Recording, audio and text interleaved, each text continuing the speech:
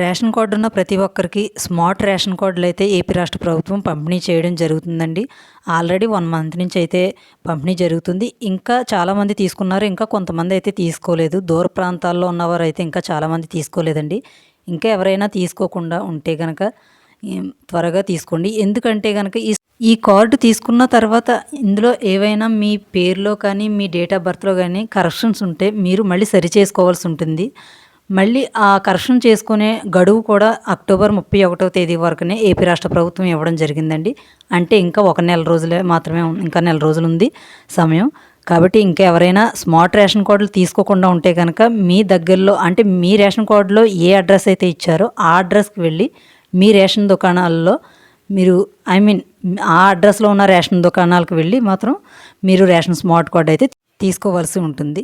అలాగే ఈ ఇన్ఫర్మేషన్ నచ్చితే వీడియో ఒక లైక్ చేయండి, సబ్స్క్రైబ్ చేసుకోండి. Thank you.